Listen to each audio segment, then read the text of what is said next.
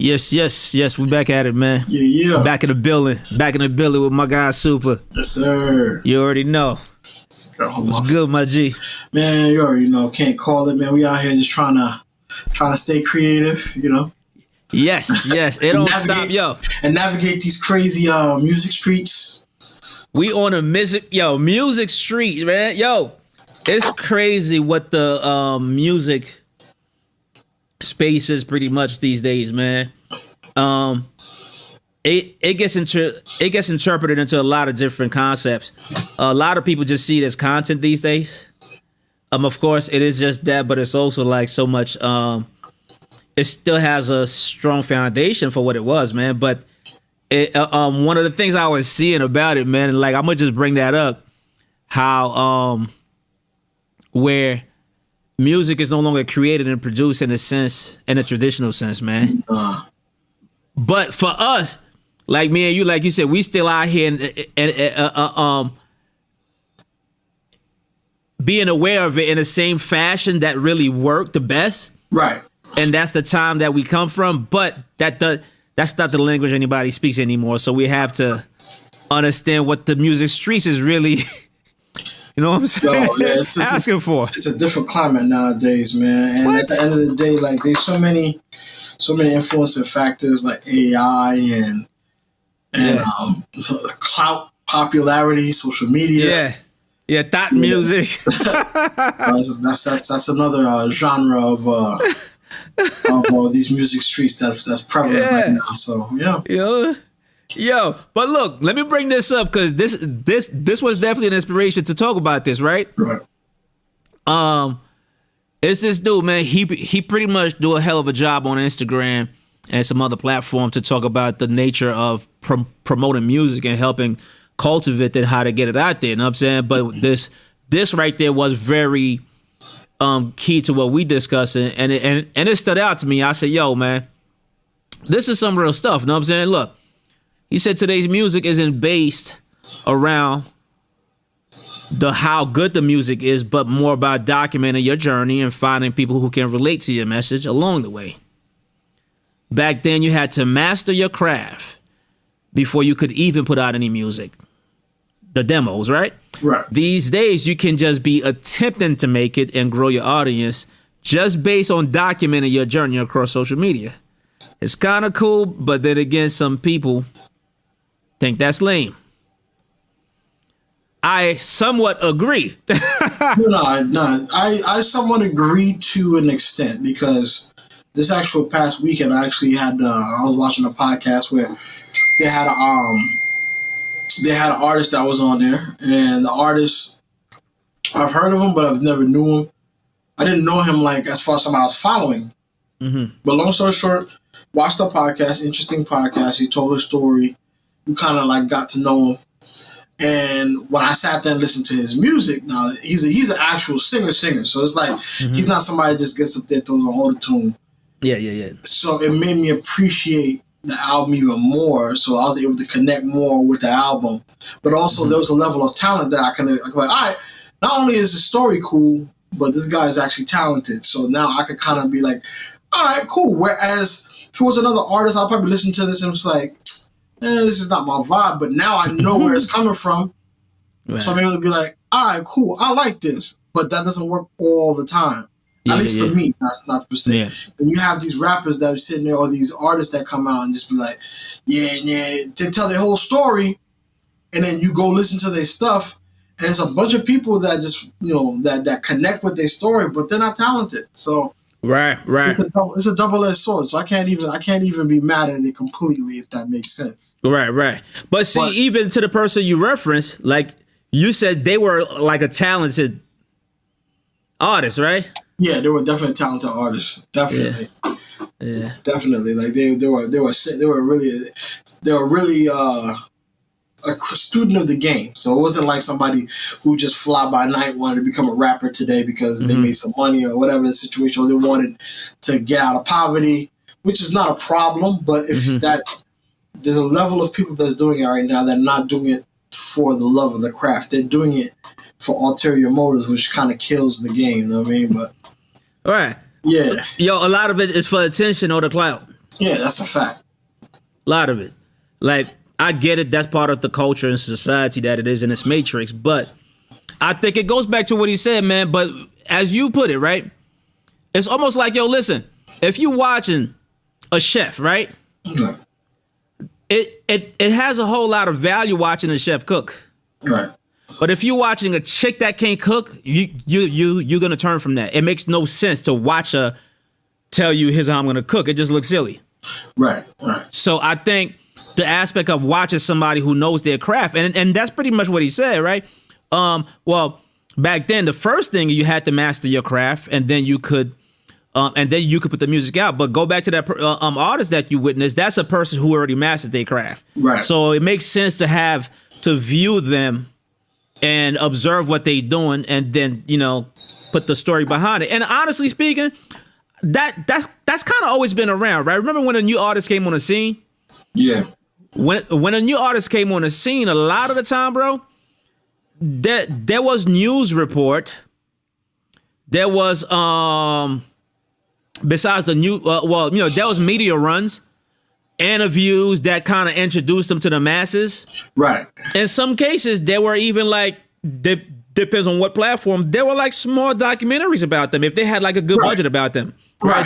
So it just wasn't on social media as the medium for it. But the point is that kind of existed. You had the chance to learn about some artists before their big debut came out. Right. But what one thing that I take away from what he's saying here, bro, is that I see that some artists, it's all about the content. Yeah, definitely. And they're artists, but it's all about this process. Everything is about the process. It's never about the music. It's never about the music. The music comes secondary. It's like they got to build their fan base first. Then once their fan base is strong enough, then they're going to transition to making music. That's the formula that a lot of people are pushing right now, which I don't like, but yeah. Right. And look, I can name some right now, but there's some very popular music-based YouTube cats producing, but I really don't know what they produce or created, to be honest with you. I don't even know what they beats sound like, as much as they teach people how to make beats. Like, other than what they teach you, because usually what they trying to teach is go make a beat like Lex Luger, or go make a beat like London on the Track. I don't know how they personally sound as a producer. No, their identity is definitely masked by whatever they put up. But at the end of the day, you know what it is? We can easily argue and say that this industry is built on smokes and mirrors anyway. So yeah, this is just a different avenue of portraying that smoke and mirror. Yeah. That's been around because, again, we already know that this game is known about. The music industry, or I can't even just say music industry, but any type of industry in general is all about who you know. It's really not about how talented you are, how great you are at what you do. It's about who you know.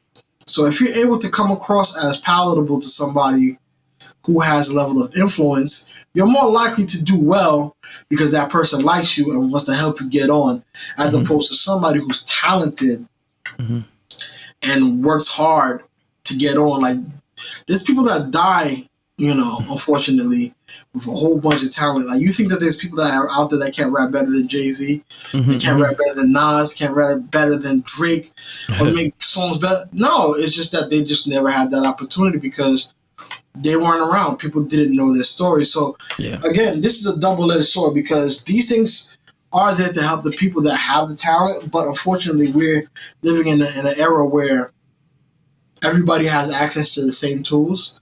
So it like dilutes the process and makes this a lifestyle that anybody, if they will feel like rapping today, like tomorrow I'm gonna be a rapper, and they're gonna start documenting it. Right, they start documenting it, and you start saying, "Well, I'm in the studio, blah blah blah," and they go to a rinky-dink studio with some good cameras, or they go to you can even shoot from your phone nowadays. So right.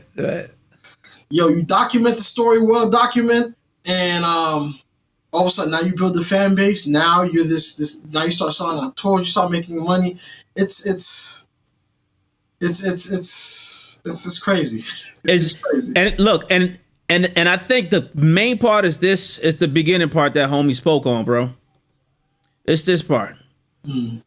it's not based how good the music is. No.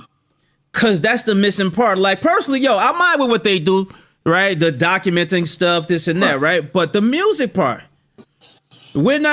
some dudes make decent music, but some dudes is just a replica of the type.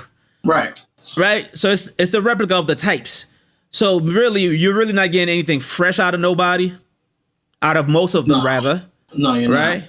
You're not, unfortunately. So it's no longer how good the music, and it's really, like you said, it's a facade to just milk aspiring people. Now, I do think aspiring artists do need a lot of help. This is like, it may sound biased, but cats like us can provide them the real help that they need, right? Like they need good mixing engineers. That they need.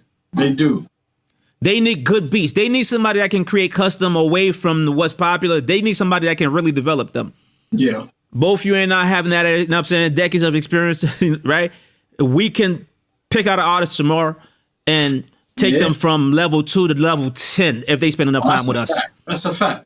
You know what I'm saying? That's a given. So artists can benefit from people who genuinely have that with them and can, but when it's just like,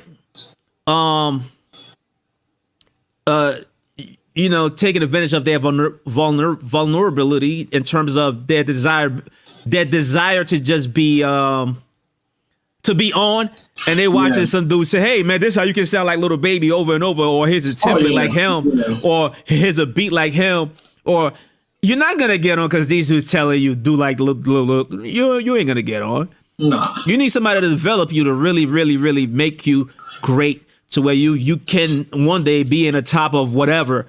Top 5, top 10, or whatever. You know what I mean? That's Tyler Creator was getting flack the other day for an interview he did where he broke that down. He's like, there's no individuality in hip hop anymore. Everybody sounds the same. Back in the day, he was mentioning like, Nas didn't sound like Jay didn't sound like 50 didn't sound like Busta. He's just rattling on about a whole bunch of artists that were strong.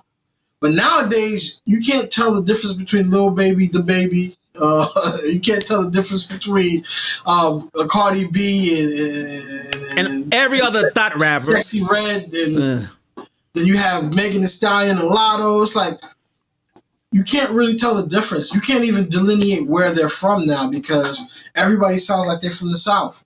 And shout out to the South. I love the South. But at the end of the day, there was a prestige back in the day, when you were known as a New York rapper, or you were known as a West Coast rapper, or you were known, you know what I'm saying? Because everybody sounded different from their own town. And it's not about down south because you had cats like Outkast that was killing from Atlanta. Right. You had cats like the Ghetto Boys from Houston. Scarface. UGK. You know what I'm saying? From Memphis, something, right? Memphis. Like you have A-Ball MJG, but A-Ball MJG, but UGK Houston, Houston, right? Like you have all these guys like that were like rappers in their own right. Mm-hmm. All of them sounded different, but now again, culture. Everybody's doing the same. Everybody's rapping over the same beats. Mm-hmm. There's no differentiation in region anymore, right? And people are just consume. And seriously, music is no longer becoming timeless. I'm saying, and again, that's why this whole thing about they can't sell the music for the music anymore, so they got to find a way to sell it. So they have to create these personas that people want to be associated with. Yeah, you know what I'm saying? Like, if I could sell you a dream that I'm this millionaire nigga making so much money and pulling up in Bentleys and having all the fly chicks and all that stuff, money phones, and you automatically, as a person coming up who wants to be able to be successful, that's what you see. Mm-hmm. Like, I gotta follow this guy because you want to know why. You want to be associated with this person. You want to figure out how they get it because you hope that it rubs off on you. Yeah, and that's nature. That's the nature of things. You know what I'm saying? But unfortunately, a lot of these cats lying. They ain't making none of that money, and people are being led astray. They're listening to this music. The music is not edifying. Yeah. And it's just creating a generation of people that just want to envy each other, that want to kill each other, that want to look good on social media, that want to be able to be this persona so everybody can look at them. It's a selfish generation where back in the day when music was just a a way of you just telling your story. I'm saying it could be ignorant, it could be truthful, it could be uplifting, it could be whatever. But we got away from that now because right. And the elements of just doing it what you knew how to do and just coming from your own stories is what made it good.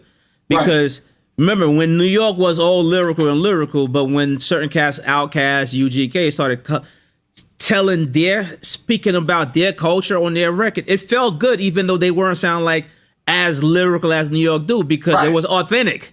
And that's what made people like it because it was authentic of what they were doing was authentic to them.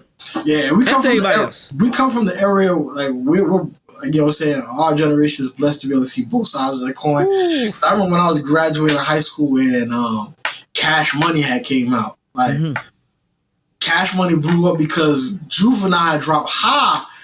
And Juvenile's High was doing crazy. Yeah. And once you heard Jay-Z on the High remix, it's like, oh yeah, it was a rap. Yo, it was I could kind of bend with this joint right here. You know what I'm saying? I'm saying. Then you had like their whole run where they had like and prior to that you had Master P with No Limit. Of course, you had the No Limit. Then you had Rap a Lot was before them. Right, Rap a Lot. And Memphis, I'm saying 3 6 Mafia. Memphis. Of course, yeah. 3 6 Mafia had their joint, and like you kind of like see that there was a transition, but New York still kept its thing. Every area kept its own thing. Yeah, West Coast kept its thing. Yep. New York kept this thing. Yep. Georgia kept this thing, but now everybody's is doing the same thing. You got drill rappers doing drill from Chicago, UK, New York, Cali. It's like, all right, bro, like Cali drill. Leave drill where it is, and then you do your own thing. You may like it. Right. It may be dope to do a record. Yo, and case in point, I never forgot when Ready to Die came out. And it's Ready to Die, Life After Death. The double. Which one was the double album? The double Life After Death. Life After Death. And I heard Biggie hop on with Bone Thugs. That just blew my mind. I'm like, oh snap, Biggie thugging? Like, yo, son, like, yo, Biggie rapping fast? Yeah. Like that kind of like, but then Biggie went right back into his bag doing his thing. He didn't sit there and do a whole album of this. He kind of just paid homage to that. He did the collab with those guys, and he came back and did his own thing. Like, we don't have that anymore. We don't have it anymore. I'm saying facts, and it's hard to like. You know what? That's a very interesting point because those type of collabos you never see them because I don't want to sound cliche. Have a cliche critic, but everybody sound the same, so you will never see a unique collabo. Because like when everybody sound the same and doing the same, what's the point of a collaboration other than for the purpose of making the money or right? Exactly. Because look, you know, if you add Future to a feature, it's gonna move the record. It's gonna move the record. Right. If you add Drake to a feature, I don't know. We still got to question that one. After not like us, we don't know what happened yet. Right. Now he's gonna come back. It's Drake. The machine is the machine. You know what I'm saying? That's the music industry, though. At the end of the day, you know what I'm saying? But yo. You know, and to tie all that back in, and we'll wrap this up. I just want to talk to you about the five producers real quick. Right. Look, it boils down to all of those things is what we get to see. We see the process. We get to see what the artists are doing, talk about their manufacturing fake stories just for the clout. And then it boils down to this. It's less about the music. It's more about the story behind the music, which is not a good... not a bad thing because stories did come with the music, right? That's why 50 Cent was able to do his story with the movie. Eminem did the same thing too, right? Jay-Z did it through Streets Are Watching and so on, right? Master P did it through comedic, I Got the Hook Up. So people can tell the stories. But when there's no more good music but fabricated story, that's another thing too. It's fabricated stories with a lot of these people. Yeah, that's a fact. Fabricated stories for clout's sake. For content's sake. You know what I mean? And then we're not getting good music. What I'm saying is this, like you said in the beginning, man, that artists that you rock with, at least make the music good so we can watch that story. Right. So we can follow that journey. Right. You know what I'm saying? Make the music good, and we want to see that. Like, you know what I'm saying? Who don't want to see somebody? Look, I have old videos before content was a thing of me making beats in the studio. Right. Early 2000s, right? Internet and content didn't exist like that. And I'm sure people, when I put it out, people gonna be like, yo, wow, that's what it was like to do beats back in the days. That's how they were doing it versus how we do it. Or that's how their studios look, right? A lot of bedroom studios, you know what I'm saying? You know what I mean?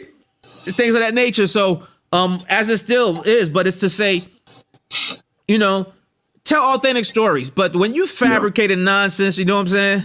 Like even you and I was talking about this. We have a lot of good pro audio cats out here, but we have a lot of dudes that's just sharing ambient lighting.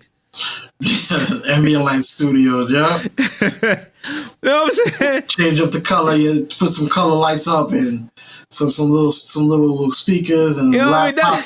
Good. There's no sonic. Cass is just sharing information about ambient lighting. You know what I'm saying? No sonics, just lighting. Nah. So I think I'm with all of the evolution, but I think we still must keep the quality aspect of what the core is. If the core is music, then we need quality of it. That's a fact. Period. You know what I mean? Unseen World.